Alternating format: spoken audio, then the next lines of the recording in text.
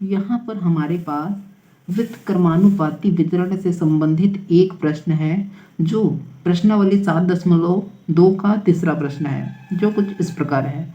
ये बहुत ही नॉर्मल सा सवाल है ताकि आपको अच्छे से समझ में आ जाए। ठीक है, तो प्रश्न क्या कहता है कि 10 मजदूर किसी काम को 2 दिन में कंप्लीट करते हैं। उसी काम को 2 मजदूर कितने दिनों में कंप्लीट करेंगे। ठीक है, तो इसे आप ओरली भी कर सकते हैं, लेकिन हम मेथड से करेंगे। ठीक है, तो सबसे पहला हमारा जो काम होगा वो होगा इस प्रश्न में छिपे 2 चरों को ढूंढना। ठीक है, तो मैंने यहाँ पर ढूंढा मजदूरों की संख्या तथा दिनों की संख्या, और दोनों चरों के बीच कौन सा संबंध है, ये हमारा दूसरा काम हो जाएगा। ठीक है, तो मजदूरों की संख्या तथा दिनों की संख्या के बीच कौन सा संबंध होता है, व्युत्क्रमानुपाती का संबंध होता है, तो हमने उसे लिख दिया है यहाँ पर। ठीक है, अब तीसरा काम हमारे पास क्या रहेगा कि हम मानते हैं कि 2 मजदूर उस काम को y दिनों में कंप्लीट कर पाते हैं। ठीक है, इसके लिए हम एक टेबल बनाते हैं जो कुछ इस प्रकार से होता है कि मजदूरों की संख्या जिसे हम x के रूप में देख रहे हैं, ठीक है, और दिनों की संख्या को y के रूप में देख सकते हैं। ठीक है,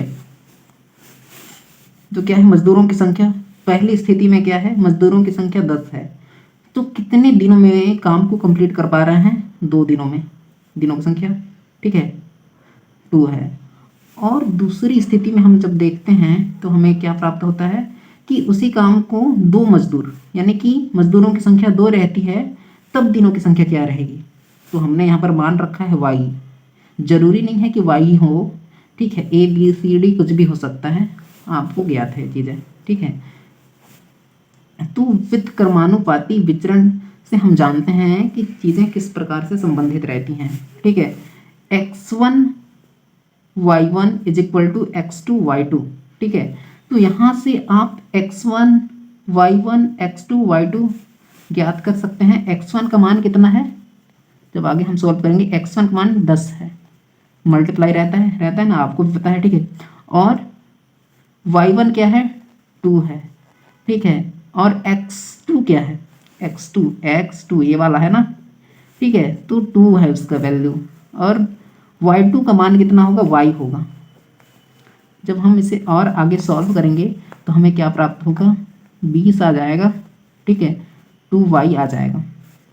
इसे आगे कैसे सॉल्व कर देते हैं, तो क्या आता है, 2y इज इक्वल टू कुछ इस प्रकार से, और आगे जब सॉल्व करेंगे इसे तो क्या होगा, y is equal to 2 is equal to 10।